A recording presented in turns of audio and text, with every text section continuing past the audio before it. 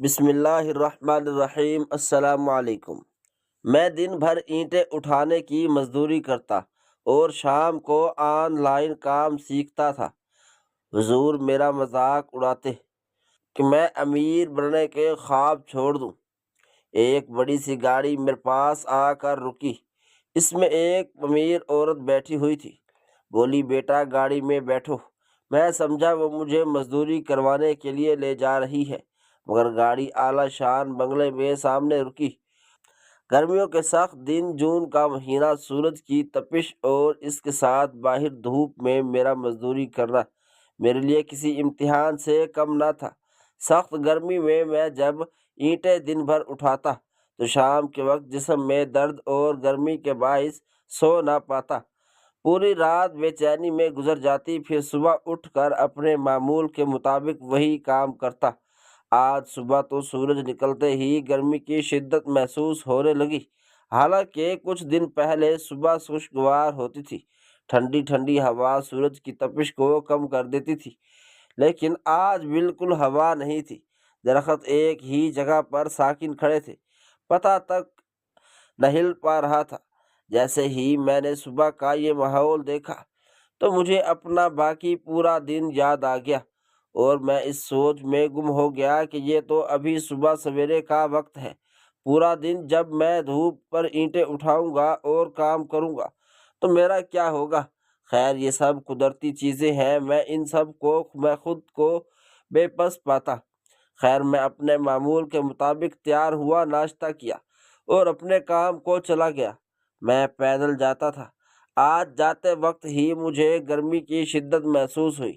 جب میں کام پر پہنچا تو تھوڑا سا لیٹ ہو گیا، جس پر مجھے اس مالک نے بہت سنائی اور کہا، تم ہمیشہ ہی کام پر دیر سے آتے ہو، تم کام چور ہو، کام کم کرتے ہو اور مجھ سے معاوضہ زیادہ لے جاتے ہو۔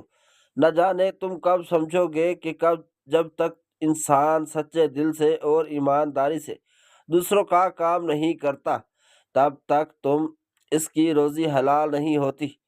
گرمی کی اینٹیں، شدت اور اس شخص کی یہ فضول باتیں مجھے غصہ دلا رہی تھی، لیکن میں خاموش رہا اور اس سے کچھ نہ تھا۔ بس یہ کہا کہ آج میں دیر سے آیا ہوں، آئندہ پوری کوشش کروں گا کہ نہیں آؤں گا، اور یہ بھی کہا کہ میں اپنی روزی کو حلال کر کے کھاتا ہوں اور یہ میرے خون پسینے کی کمائی ہے، آپ اس کو غلط نہیں کہہ سکتے۔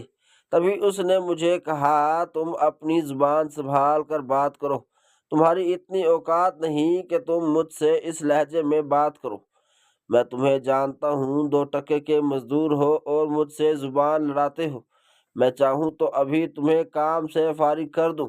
اگر تمہارا یہی حال ہو رہا تو میں بہت جلد تمہیں یہاں سے نکال لوں گا۔ اپنا بندوبست کر لو، کیونکہ میں ہرگز یہ گوارا نہیں کر سکتا میرے ساتھ کام کرنے والا میرے سر پر چڑھ جائے اور مجھے جواب دے۔ لہٰذا مہربانی کرو، اپنے کام سے کام رکھو۔ میرا باپ بننے کی ضرورت نہیں ہے۔ میں اس کی تمام باتیں خاموش ہو کر سنتا رہا۔ مجھے حیرت اس بات کی ہو رہی تھی کہ میں نے تو اس سے کچھ بھی نہیں کہا، اور یہ خواہ مخواہ آخر کیوں میرے ساتھ یہ رویہ اختیار کر رہا ہے۔ خیر، میں مجبور تھا، کچھ نہیں کر سکتا تھا۔ میں نے خاموش کو بہتر سمجھا اور وہاں سے اٹھ کر دوسری جگہ چلا گیا اور اپنا کام شروع کر دیا۔ اینٹیں اٹھا اٹھا کر میرے ہاتھوں پر چھالے نکل آئے تھے۔ وہ خود ہی نکل آتے ہیں اور خود ہی ختم ہو جاتے ہیں۔ میں نے کبھی ان کا کوئی علاج نہ کیا تھا۔ میرے ہاتھ اس قدر سخت ہو چکے تھے جیسے پتھر کی طرح ہو۔ پتھر بھی شاید وہ گرے تو ٹوٹ جائے، لیکن میرے ہاتھ نہ ٹوٹے۔ اینٹیں اٹھا اٹھا کر میری حالت بہت خراب ہو چکی تھی۔ میں تقریباً پچھلے کئی عرصے سے ہی یہی کام کر رہا تھا۔ جب میرے ماں باپ مجھے چھوڑ کر چلے گئے، اس دن سے لے کر آج تک میں اپنا سارا کام خود کرتا ہوں، اپنی ذمہ داری خود اٹھاتا ہوں، اپنا خرچہ بھی خود اٹھاتا ہوں، کیونکہ میرا خرچہ اٹھانے والا اور ذمہ داری لینے والا کوئی نہیں۔ زندگی میرے لیے تب تنگ ہو چکی تھی جب میرے ماں باپ مجھے چھوڑ کر چلے گئے، لیکن اب مجھے ان دونوں سے اس قدر نفرت ہے کہ ان کی نفرت میں خود کو نہ تو مرتا دیکھتا ہوں، نہ جیتا دیکھتا ہوں۔ مجھے جینے کی کوئی تمنا نہیں، بس میری زندگی کے ساتھ جو ہو رہا ہے وہی صحیح ہے۔ اتنا ہی نہیں، مجھے اپنے پیدا ہونے پر بہت ہی شرمندگی ہوتی ہے کہ میں ایسے لوگوں کے درمیان پیدا ہو گیا جنہوں نے میری قدر نہ کی، مجھے در بدر کی ٹھوکریں کھانا کے لیے بے یار و مددگار چھوڑ دیا، حالانکہ ان سب کو یہ نہیں کرنا چاہیے تھا۔ میں ان کی اکلوتی اولاد تھا، آخر وہ میرے ساتھ ایسا نہیں کر سکتے۔ خیر، یہ بہت پہلے کی کہانی ہے، میں اپنی زندگی میں بہت آگے نکل چکا ہوں، مجھے ان کی یاد نہیں آتی۔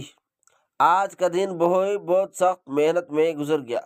میں جب شام کو واپس آیا تو ہمارے محلے میں میرا ایک بچپن کا دوست تھا، وہ میرے اتنا قریب تھا کہ میں اس کو اپنی ہر بات بتاتا تھا۔ وہ اچھا اور خاندانی بچہ تھا۔ جب محلے میں کوئی میرے ساتھ دوستی نہ لگاتا تھا، اس لیے کہ اس کی ماں باپ نے اس کو چھوڑ دیا ہے، تب اس نے میرے ساتھ دوستی لگائی، مجھے حوصلہ دیا۔ شاید میں آج اس کی وجہ سے جی رہا ہوں، ورنہ میں بہت پہلے مر چکا ہوتا۔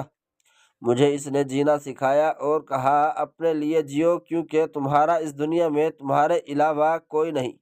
جب ہم بڑے ہوئے تو وہ کچھ عرصہ کے لیے لاہور چلا گیا، اب وہ لاہور سے واپس آ گیا ہے، 3 سال لگایا آیا ہے، لیکن اس نے انسان کے عرصے میں نے اسے بہت یاد کیا، وہ بھی مجھے نہ بھولا۔ جس دن وہ واپس آیا، پہلے وہ میرے گھر آیا تھا، مجھے سلام کیا، گلے لگایا۔ ہم دونوں نے آنکھیں نم ہو گئی، کیونکہ ہم دونوں ایک دوسرے سے بہت پیار کرتے تھے۔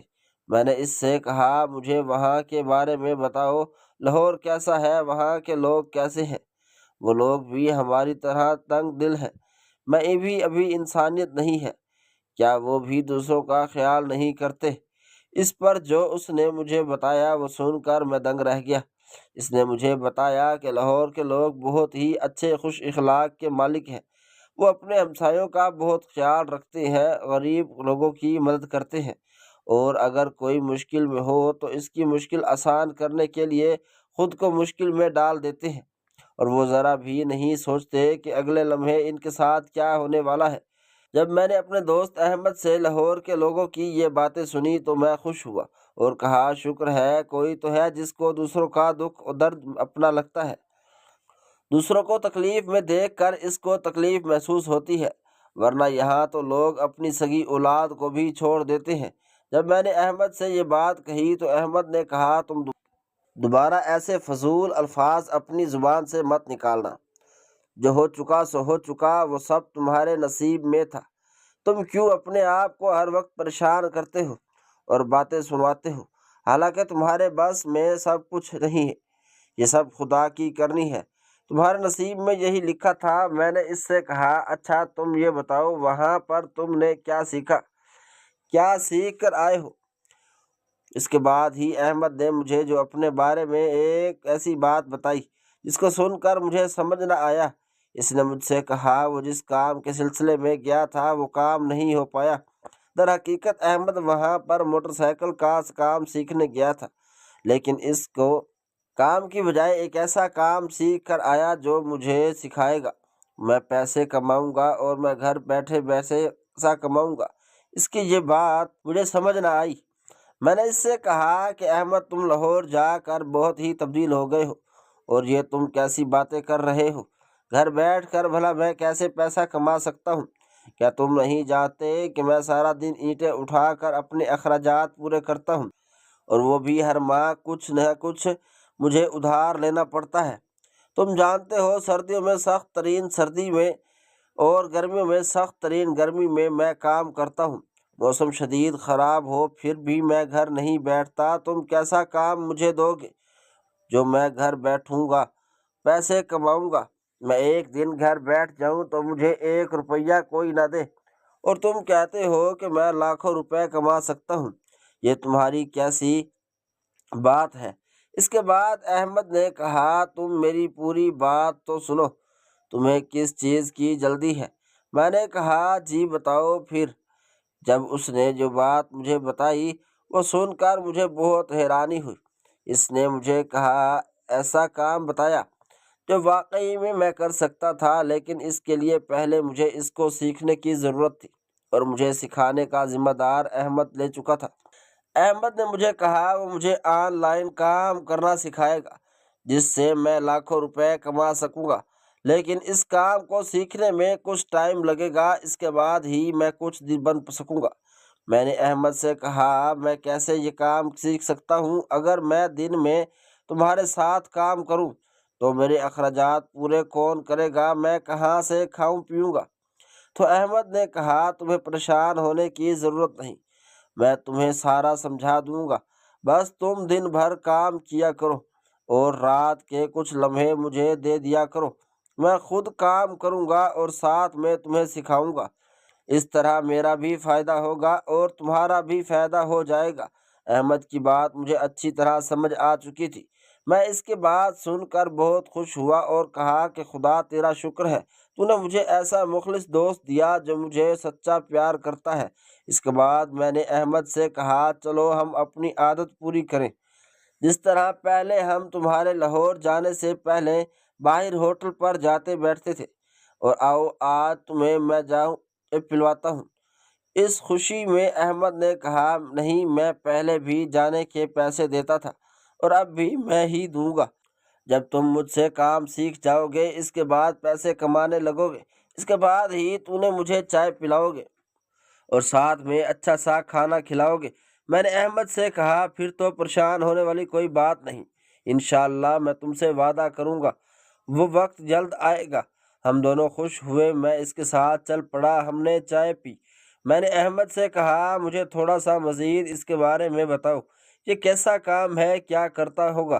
پھر احمد نے مجھے بتایا کہ اس کام کو آن لائن ورک کہتے ہیں، یہ انسان کے لیے ایک ٹاسک کو ہوتا ہے جس کو پورا کرنا ہوتا ہے، اس کو پورا کرنے کے بعد آپ جس کے تحت کام کر رہے ہوں گے وہ آپ کو آپ کے فون میں یا آن لائن اکاؤنٹ میں آپ کو پیسے ٹرانسفر کر دے گا۔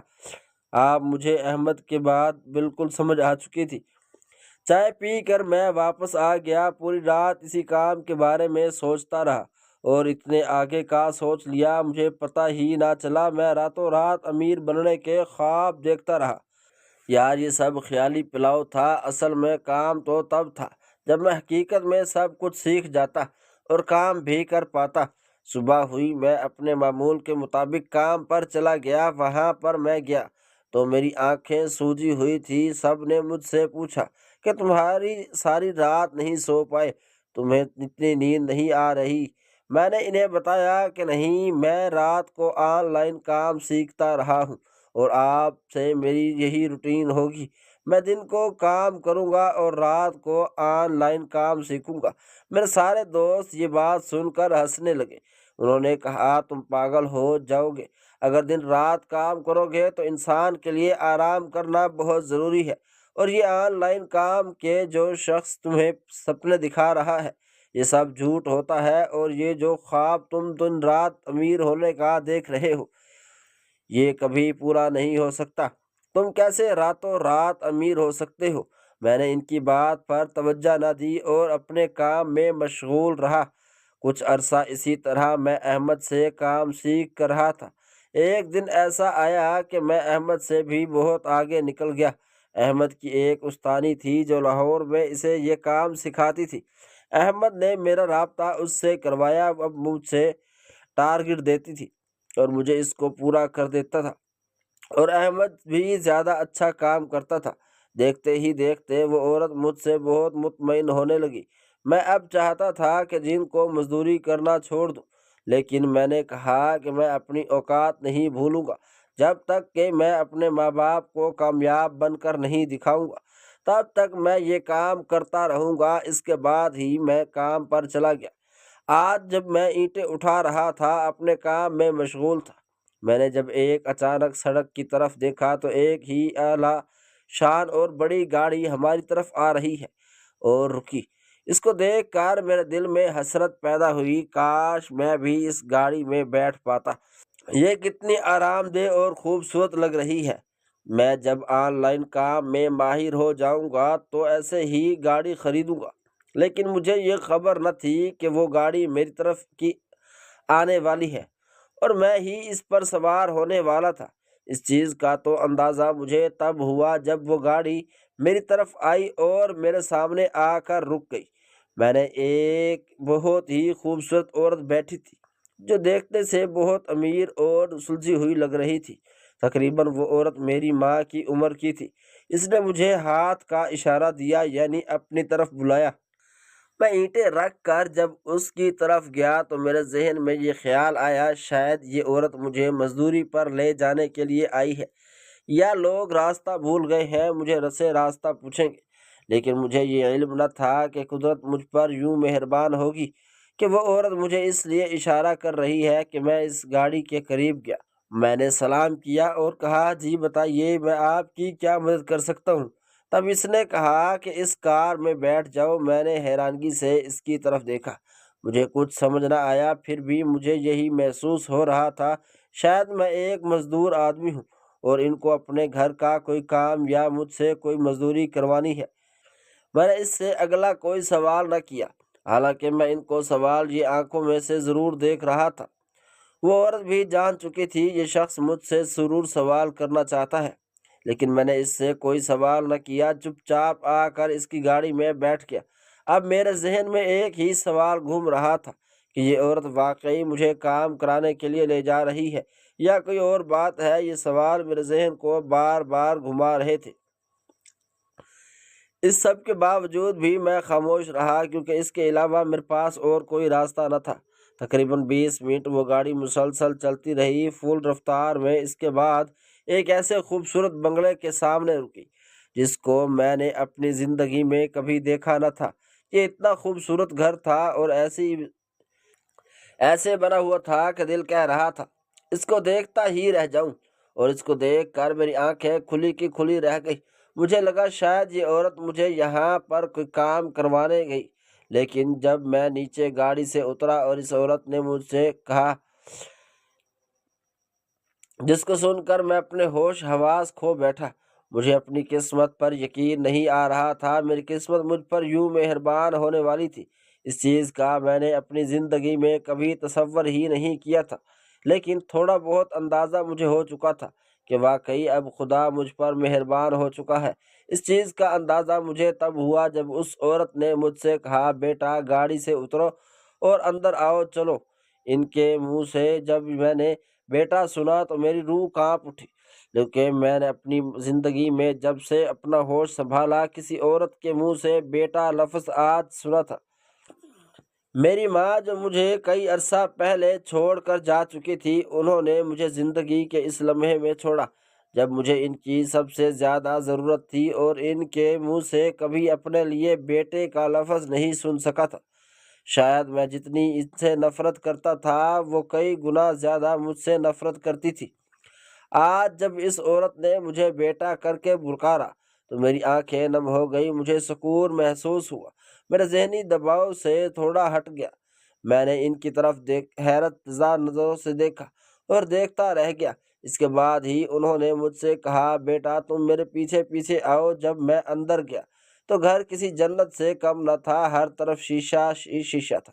اتنا پرسکون ماحول، خاموشی ہی خاموشی، باہر کا ماحول اس قدر گرم تھا، یوں محسوس ہو رہا تھا جیسے سورج کی آگ برسا رہا ہو۔ لیکن جیسے ہی میں ان کے گھر میں قدم رکھا، ان کے گھر کے اندر گیا، تو ٹھنڈی ہواؤں نے میرا استقبال کیا۔ ٹھنڈی ہوائیں میرے منہ کو یوں چھو رہی تھی جیسے سردیوں میں ہلکی ہلکی بارش کی بوندیں انسان کے منہ کو آ لگتی ہیں، اور ان کے لگنے سے انسان کھل پھوستا ہے اور خوش ہو جاتا ہے۔ در حقیقت ان ٹھنڈی ہواؤں کی وجہ کچھ اور ہی تھی۔ وجہ یہ تھی کہ ان کے ہر کونے میں بہت بڑے اے سی لگے ہوئے تھے۔ یہ گھر میرے لیے کسی خواب کی طرح تھا۔ مجھے یہ گھر اپنا اپنا سا لگا، لیکن اس عورت کو میں نے اپنی زندگی میں پہلی بار دیکھا تھا۔ نہ جانے یہ کون تھی اور مجھے کیا کروانا چاہتی تھی۔ ایک سوچ اس سب کے باوجود جو میرے دماغ میں آئی وہ یہ تھی کہ میں کہیں پھنس تو نہیں گیا، یہ عورت مجھ سے کوئی غلط کام تو نہیں کروائے گی، یا یہ مجھے کسی اور کے ہاتھ بیچ تو نہیں دے گی۔ لیکن بات ہی میں اپنے آپ کو تسلی دی اور کہا کہ اگر اس نے میرے ساتھ کچھ ایسا کرنا ہوتا تو مجھے بیٹا کیوں بلاتی یا مجھے اتنی عزت سے اندر کیوں لے آئی۔ میرے ساتھ زبردستی بھی تو کر سکتی تھی، میں مجبور اور لاچار ہوں، میں کیا کر سکتا تھا؟ ان کے سامنے بس اسی قسم کے کئی اور سوال میرے ذہن کو الجھا رہے تھے۔ میں بار بار ان کو دیکھ رہا تھا، اب یوں محسوس ہوا جیسے ابھی وہ کچھ بولنے والی ہیں۔ انہوں نے اپنے ہونٹوں کو کھولا اور مجھے لگا وہ مجھے کوئی کام بتائے، لیکن اس کے ساتھ ہی انہوں نے ایک مسکراہٹ میری طرف دیکھ کر دی۔ ان کو دیکھ کر میں بھی ہلکا سا مسکرایا، لیکن اداسی، خاموشی اور کئی سوال میرے چہرے سے صاف نظر آ رہے تھے۔ وہ مجھے اس طرح غور سے دیکھ رہی تھی جیسے میرا چہرہ پڑھ رہے ہوں۔ اس کے بعد ہی اس نے مجھ سے کہا، بیٹا تمہیں پریشان ہونے کی ضرورت نہیں، میں تمہارے ساتھ کوئی غلط کام نہیں کرنا چاہتی۔ ابھی وہ اپنے بارے میں بتا رہی تھی۔ میں نے بے ساختہ ہو کر ان سے پوچھا کہ آپ کون ہیں، مجھے یہاں پر کیوں لائی ہیں اور مجھ سے کیا چاہتی ہیں، جبکہ آپ کے کسی کام کی نہیں ہوں۔ میں ایک مزدور آدمی ہوں، میں مزدوری کر کے سارا دن اینٹ اٹھا کر اپنا گزارا کرتا ہوں۔ نہ تو کوئی میرا خاندان ہے، نہ میرے ماں باپ ہیں، نہ میرے بہن بھائی ہیں، تو میں آپ کے کس کام آ سکتا ہوں؟ آخر اتنی مہربانی کی میں کیا وجہ سمجھوں؟ وہ عورت میری باتوں پر پھر مسکرا رہی تھی۔ مجھے اس کی مسکراہٹ سمجھ نہ آئی۔ اس کے ساتھ ہی اس نے کہا کہ میں تمہیں اچھی طرح سے جانتی ہوں، لیکن تم مجھے نہیں جانتے۔ جب جان جاؤ گے تو اس طرح کے سوالات بھی تمہارے ذہن سے ختم ہو جائیں گے۔ آج سے تمہارا یہی گھر ہے اور تم یہیں رہو گے۔ میں نے پھر ان کو حیرت سے دیکھا اور کہا، میں نے آپ کے ساتھ نہیں رہ سکتا۔ آپ ایسا کیوں کہہ رہی ہیں؟ مجھے آپ کو نہیں جانتا۔ شاید آپ کسی غلط انسان کو اپنے ساتھ لے آئی ہیں۔ آپ کسی اور شخص کی تلاش میں تھی۔ میں وہ نہیں ہوں جس کو آپ ڈھونڈ رہے ہیں۔ اس کے بعد اس عورت نے کہا، تم وہی ہو، میری تلاش تم پر ختم ہو چکی ہے۔ میں لاہور سے آئی ہوں، تمہارے دوست احمد کی استانی، وہی احمد جس نے تمہیں آن لائن کام سکھایا ہے۔ میں نے اس کو سکھایا ہے۔ لاہور میں اپنا کام کرتی ہوں۔ تمہارا کام دیکھ کر میں لاہور سے یہاں آئی ہوں تمہیں لینے کے لیے۔ اگر تم میرے ساتھ لاہور نہیں رہنا چاہتے تو اس گھر میں رہ سکتے ہو۔ میں بھی اب سے اس گھر میں رہوں گی اور تم میرے ماتحت کام کرو گے، کیونکہ میں تمہارے کام سے مطمئن ہوں۔ تم جیسا کام اور کوئی نہیں کر سکتا۔ لاکھوں بندے میرے نیچے کام کرتے ہیں، لیکن تم سا کوئی کام نہیں کر سکتا۔ میں تمہیں سپروائزر کی نوکری کی آفر کرتی ہوں۔ تو میرے ساتھ رہو، اپنی زندگی کے دن سنوارو۔ یہ عالی شان گھر، اسی میں تم رہو جب تک کہ تم اس جیسا گھر نہیں بنوا سکتے۔ میں تمہیں راتوں رات امیر کر سکتی ہوں۔ تمہاری تنخواہ لاکھوں روپے ہوگی، لیکن اس کے بدلے تمہیں دن رات کام کرنا ہوگا۔ میں اس عورت کی یہ ساری باتیں حیران ہو کر سن رہا تھا اور یہ سوچ رہا تھا کہ یہ عورت مجھ پر کیوں مہربان ہو رہی ہے۔ در حقیقت وہ بھی اپنے کام کی وجہ سے ہی مجھ پر مہربان ہو رہی تھی، کیونکہ ان کو مجھ سے زیادہ میری ضرورت۔ ان کو ایسا ایماندار شخص چاہیے تھا جو دن رات ان کے ساتھ ایمانداری سے کام کرے اور ان کے کام میں خیانت نہ کرے۔ وہ شخص ان کو میری صورت میں مل چکا تھا۔ مزید اس عورت نے بتایا کہ میں نے آپ کو بہت تلاش کیا۔ احمد نے مجھے بتایا کہ آپ کا پتہ دیا اور میں یہاں تک پہنچی۔ امید ہے آپ مجھے مایوس نہیں کریں گے۔ آپ کو میں نے مزدوری کرتے ہوئے دیکھا، مجھے بہت افسوس ہوا۔ آپ کے پاس اتنا ہنر ہے، اس کے باوجود بھی آپ در بدر کی ٹھوکریں کھا رہے ہیں۔ حالانکہ مجھے افسوس ہے کہ آپ کے خاندان والے نہیں ہیں، لیکن اس بات کی خوشی ہے کہ وہ نہیں ہے۔ اگر وہ چاہتے تو آپ کام پر توجہ نہ دے پاتے اور گھر جانے کی ضد کرتے۔ اس طرح چونکہ آپ اکیلے ہیں تو کام پر توجہ بھی زیادہ دیں گے اور زیادہ سے زیادہ کام کریں گے۔ اگر اللہ نے چاہا تو بہت جلد آپ کے دن سنورنے والے ہیں۔ اس عورت کی یہ باتیں سن کر مجھے خوشی ہو رہی تھی کہ شاید واقعی میرے دل کو سنورنے والے ہیں۔ وہ لوگ جو مجھے قبول نہیں کرتے تھے، میرے وجود سے نفرت کرتے تھے اور میں جہاں پر مزدوری کرتا تھا وہاں پر مجھے طعنہ دیتے تھے اور میرا مذاق اڑاتے تھے، میں پاگل ہو جاؤں گا آن لائن کام کرتے کرتے۔ اب میں بتانا چاہتا تھا کہ ان لوگوں کو میں کتنا کامیاب آدمی بننے والا ہوں۔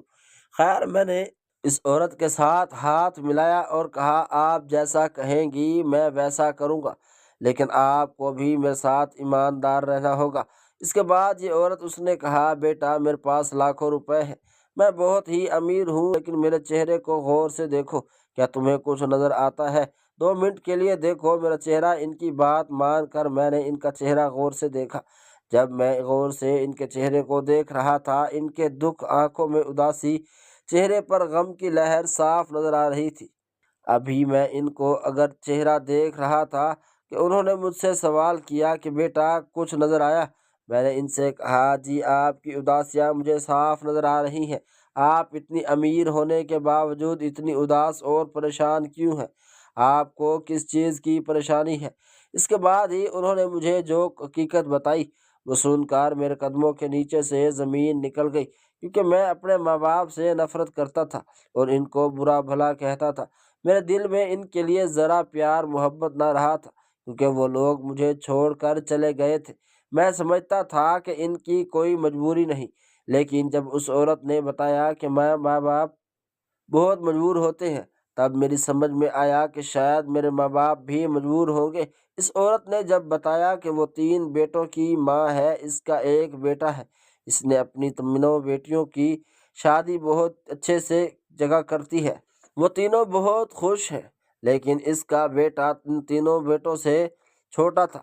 اس نے بتایا کہ میرا شوہر اور میرا بیٹا ایک ہی گھر میں رہتے تھے، ہم بہت خوشگوار زندگی گزار رہے تھے، میری بیٹیاں بھی بہت خوش تھیں۔ میرا بیٹا 10 سال بعد ہی بڑی مرادوں سے پیدا ہوا اور مجھے بہت عزیز تھا۔ میرا شوہر مجھے کئی بار دھمکی دے چکا تھا کہ اگر بیٹا پیدا نہ ہوا تو میں دوسری شادی کر لوں گا۔ اس کی دوسری شادی کا ڈر مجھ پر ہر وقت تلوار کی طرح لٹکا رہتا تھا۔ میں بہت ڈر جاتی تھی۔ میں بہت خواب میں اپنے شوہر کو کسی کے ساتھ تقسیم نہ کر سکتی تھی، تو پھر ایک عورت کے ساتھ کیسے میں اس کو تقسیم کرتی؟ یہ سب میری برداشت سے باہر تھا۔ میں بہت آگے اپنے آپ کو کنٹرول کرتی، خدا تعالیٰ سے معافی مانگتی اور کہتی، اے اللہ تو رازق ہے، مجھے بھی راضی ہو اور مجھے اپنے بیٹے کی نعمت عطا کر۔ لیکن جب میرا بیٹا ہوا، اس کے باوجود بھی میرے شوہر کا رویہ میرے ساتھ ٹھیک نہ ہوا۔ حقیقت کچھ اور تھی۔ حقیقت یہ تھی کہ وہ کسی عورت کے چکر میں پڑ چکا تھا، اس کو میری کوئی بات اچھی نہ لگتی تھی۔ اب ہمارا بیٹا بھی ہو چکا تھا۔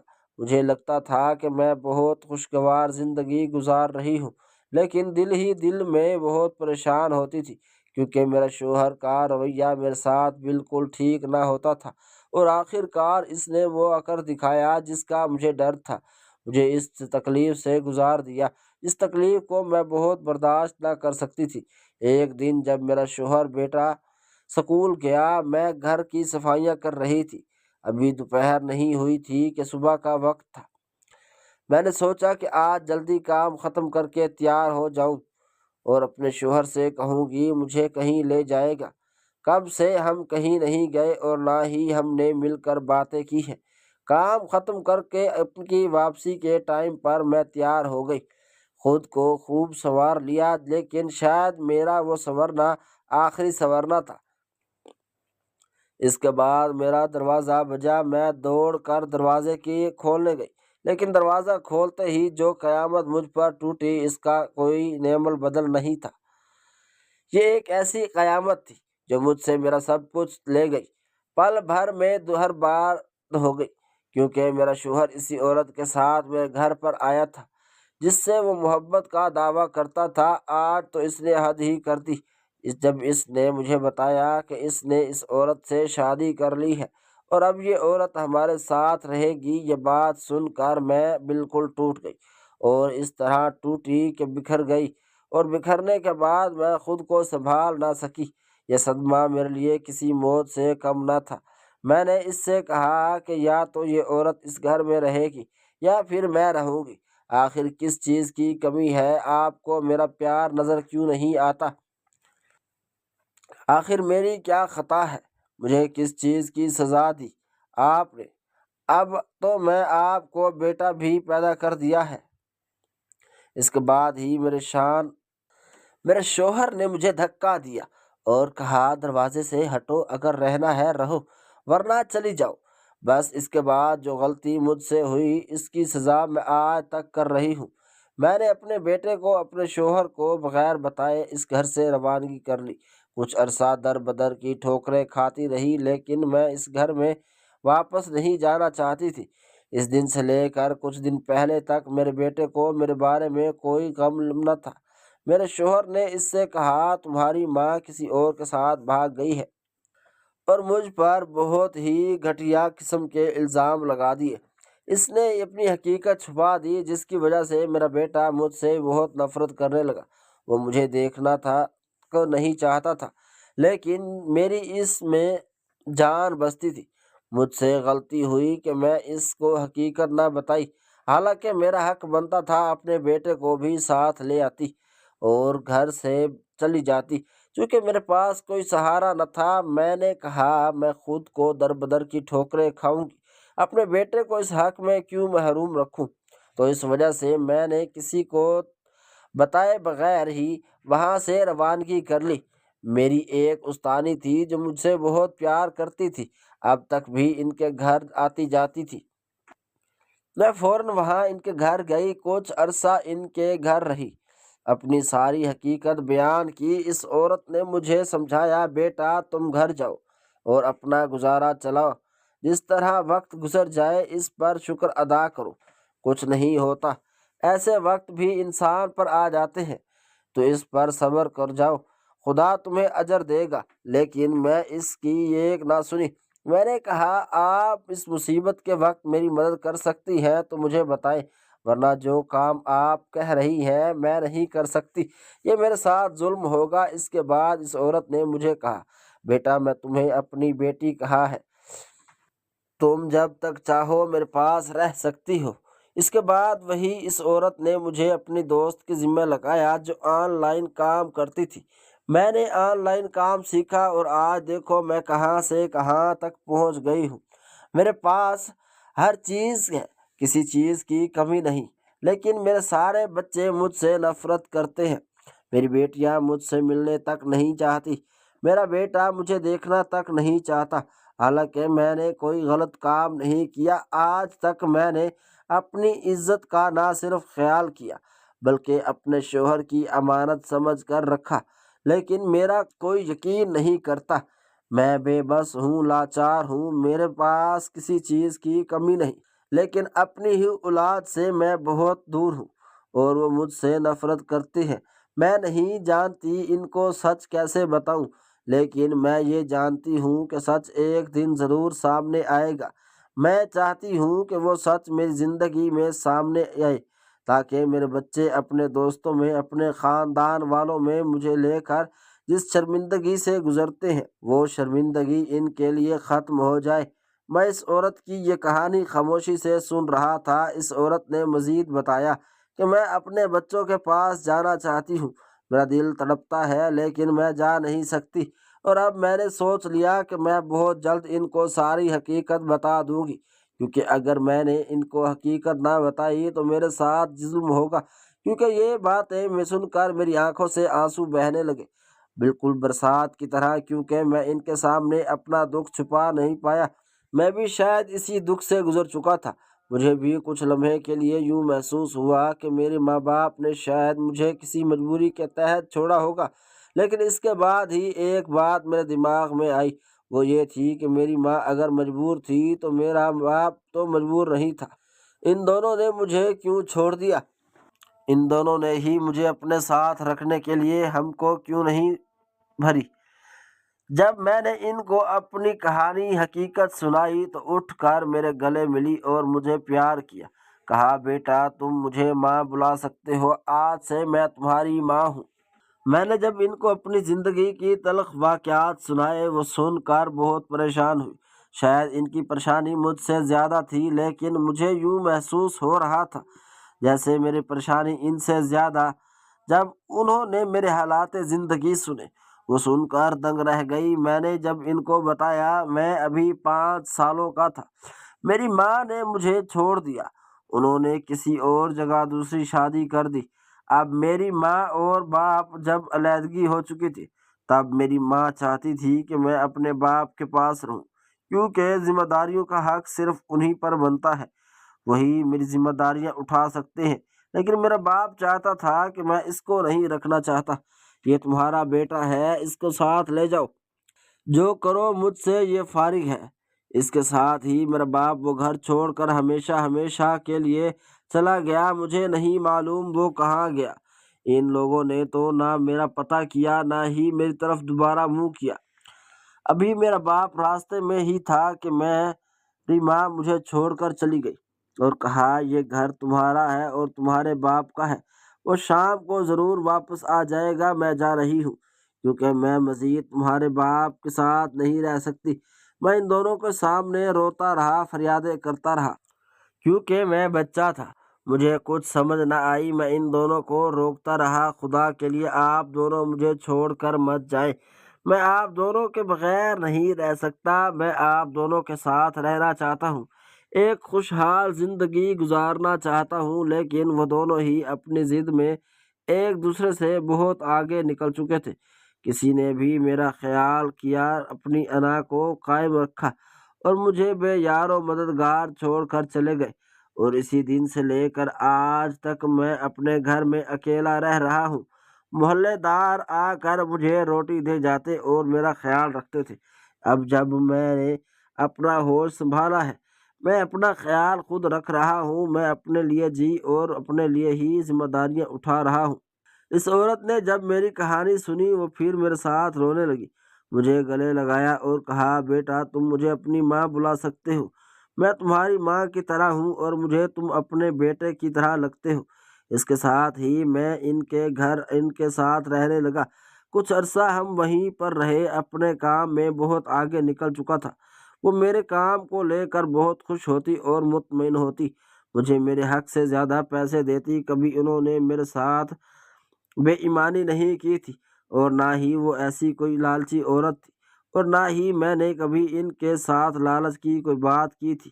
ایک دن انہوں نے مجھ سے کہا کہ بیٹا میں کچھ کام سے لاہور جا رہی ہوں، میں چاہتی ہوں کہ اپنے شوہر کی حقیقت اپنے بچوں کو بتاؤں، اگر تم چاہتے ہو میرا ساتھ دینا چاہتے ہو تو میرے ساتھ چلو، میں تمہیں اپنے ساتھ لے کر جانا چاہتی ہوں، اپنے بچوں سے ملوانا چاہتی ہوں، وہ تمہیں دیکھ کر بہت خوش ہو جائیں گے۔ میں نے کہا اگر آپ مجھے لے جانا چاہتے ہیں تو مجھے کوئی مسئلہ نہیں، چونکہ میں صرف آپ کو ماں بولتا ہوں نہیں بلکہ سمجھتا بھی ہوں، اور آپ کی ساری ذمہ داریاں ادا کرنا میرے لیے فرض ہے۔